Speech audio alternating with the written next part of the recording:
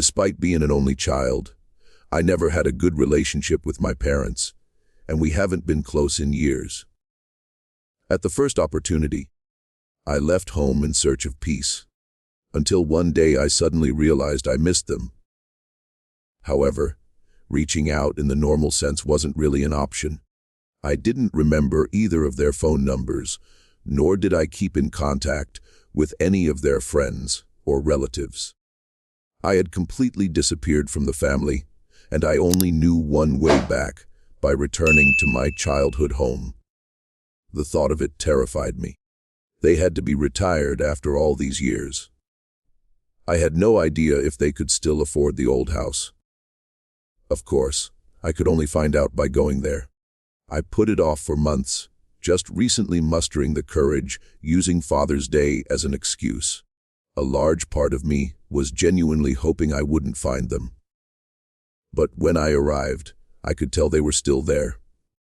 The house had the grimy, unkempt look it always had, because they never took care of anything. I hesitated, thinking it might be better if I just left it at confirming they were still around without actually meeting them. But I forced myself out of the car anyway. I walked up onto the old front porch and, with a lump in my throat, rang the doorbell for the first time in 2 decades. It didn't work. I wish I could have just taken that as a sign to run away and let them think it was just some kids playing around, but I stayed there until the door opened. "What do you want?" "Dade, it's me, your son." "Ha! My God, it is you. Come here." "Whoa! Oh!" "You look as young as the day I lost you. Let me go. You taste just as good too. I won't ever let you go again, boy. Now give your daddy some sugar." "Dade, let me go while somebody got strong." "What? You just come here to beat on your old man?" "No, it's Father's Day. I just wanted to catch up with you guys. Is Mom home?" "Well, it's not Mother's Day, is it?" "No, she's asleep. Maybe she'll wake up in a bit. Come on in." "All right. So, what do you think?" "Looks just like the house I moved out of." "Thanks. You hungry?" No thanks. I ate before I came. Besides, I think something's gone bad in the fridge." "Oh, must be." "You know, I never had the sense of smell in the family." "That was your mother." "Was." "Is she?" "I said she's asleep now. Don't you bother her. I'm just going to go find something for us to eat in the garage freezer." "But I said I'm not hungry." "Crazy old bastard. I just want to see my mother."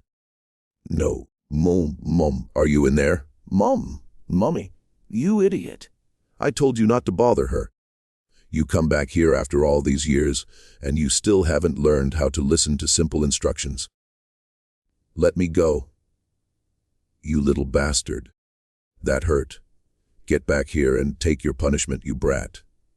I ran out of there even faster than I did when I turned 18. I felt just like a terrified little kid again, fleeing without understanding what was happening anymore. It couldn't be. My mom was dead, and my dad was just living with her corpse. Every bit of healing I had accomplished had all been undone by a single moment that would haunt me forever.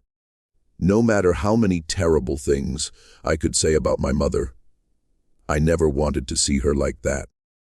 It took me a while after I drove off to pull myself together and call the police.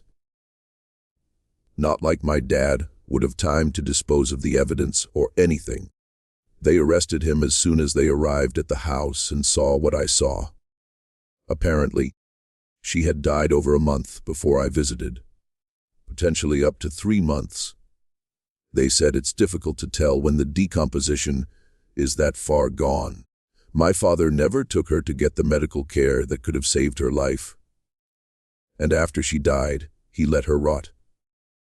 Now all I keep thinking is, I could have seen her one last time if I hadn't waited so long to visit. I might have even saved her life. Instead, this will be the last time I saw either of my parents on Father's Day. This Father's Day story was inspired by a 68-year-old Lebanon County man who did not report his wife's death and continued living in a home with her body for at least a month. Evidence indicates that Michael Macula had been residing inside the home for at least a month after Charlene passed, and was aware of her passing and had taken measures to conceal her passing. At this time, there is no evidence to indicate Michael Macula sought medical treatment for Charlene, nor did he attempt to notify authorities of her passing. Michael initially told officers that his wife was not home. As officers spoke with Michael and began to check the home, Charlene Macula, 66, was located deceased within the home. Officers observed signs indicating Charlene was in a state of advanced decomposition.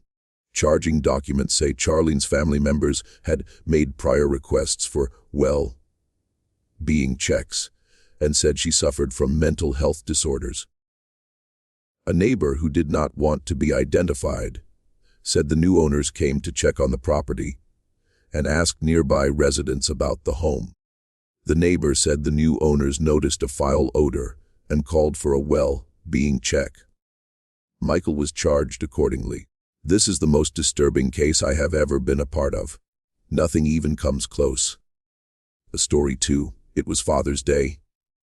My shift had just started, and already things were shaping up for a miserable time. I'd left my family at home for the evening. Night had come early thanks to an overcast sky, which opened up to pissing rain as soon as things cooled off.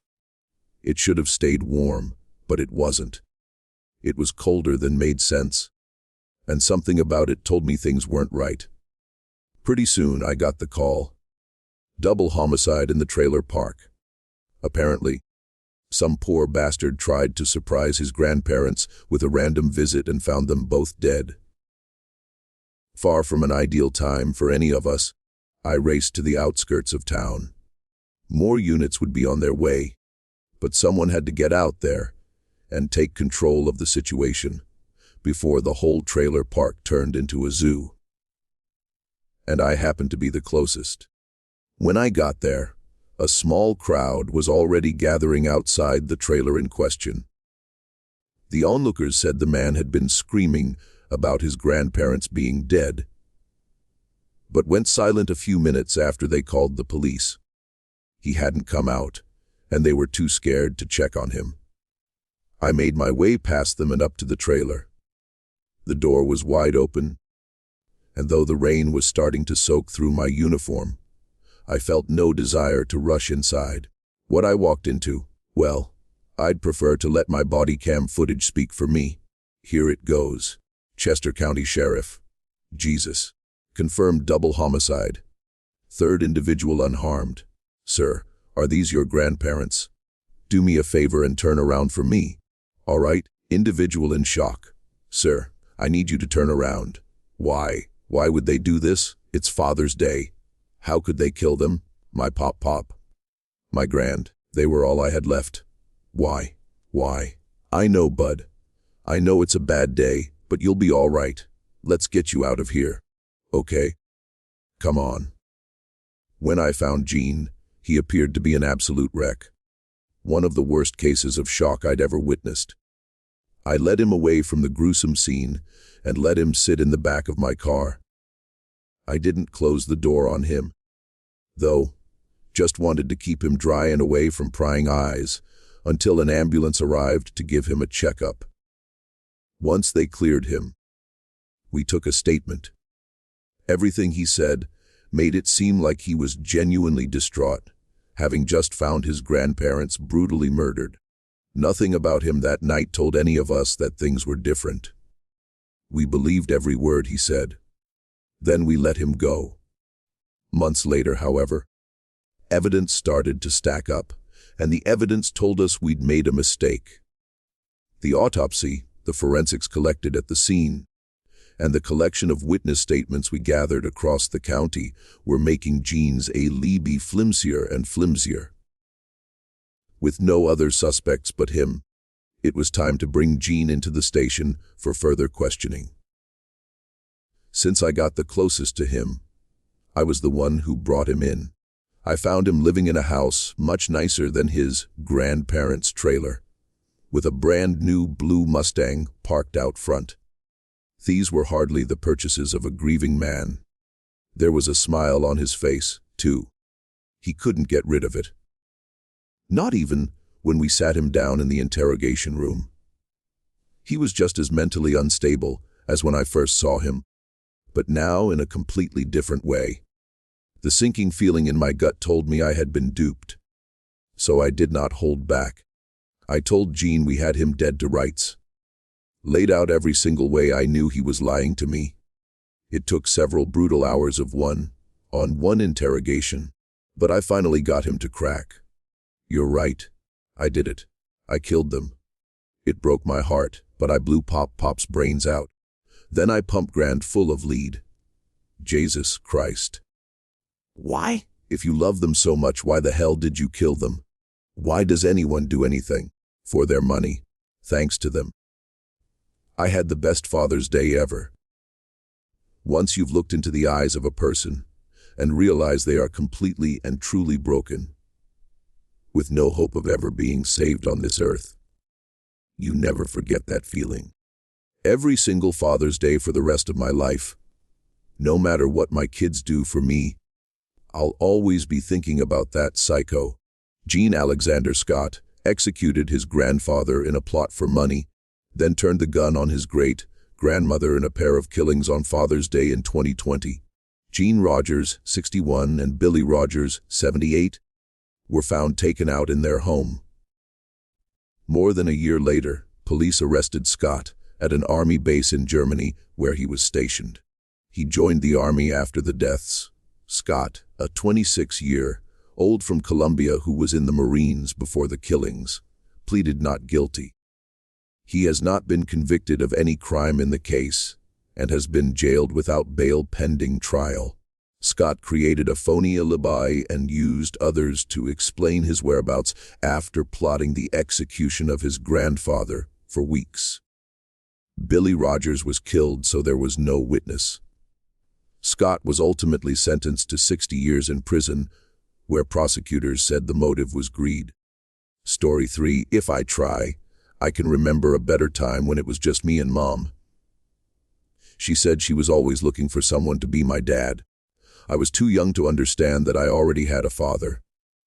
But he'd run off and never came back. One day, Mom found somebody new and took him home. His name was Frank. I tried to like him, but I didn't understand why my mom wanted him to be my dad. They got married, and that night, I heard sounds from the master bedroom. I wouldn't understand until I was much older. Then just a few weeks later, for reasons I couldn't comprehend, cops came to the house and arrested my mother. They said she lied to the banks and would have to spend a few months in jail. They promised I'd see her again, but I never did.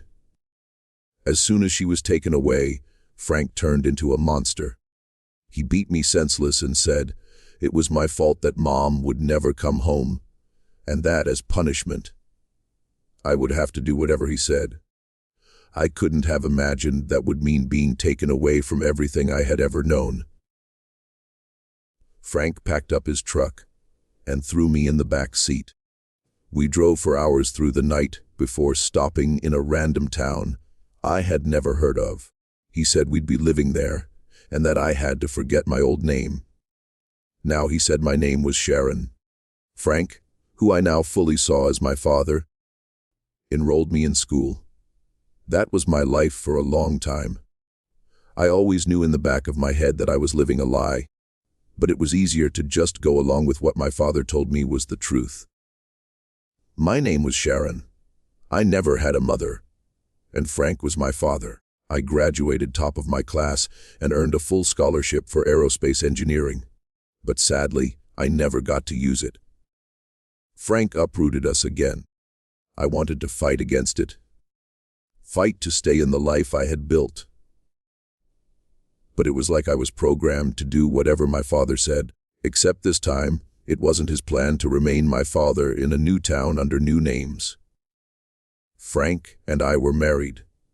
It was done at the courthouse. Nobody knew us there. I was numb throughout the whole thing, in utter disbelief. This just couldn't be happening. When we got back to the house we had just moved into, I went into autopilot. I started unpacking some of the boxes that were still lying around, trying to forget the circumstances of my life. But Frank had other ideas. No, Tanya. Now that I'm not your father anymore, we won't be able to celebrate Father's Day. That is, of course, unless you make me a father again. Look at me, Sharon. No, you can't make me. Oh, yes I can. You're my bride. Come here. Don't do it, please. I've been waiting 12 years for this. This is happening whether you like it or not. The torture continued non-stop every night. It didn't stop until our son was born. After that, Frank barely wanted anything to do with me. He left me at home for hours on end. Not working, but I assumed sleeping around with other women. Frank even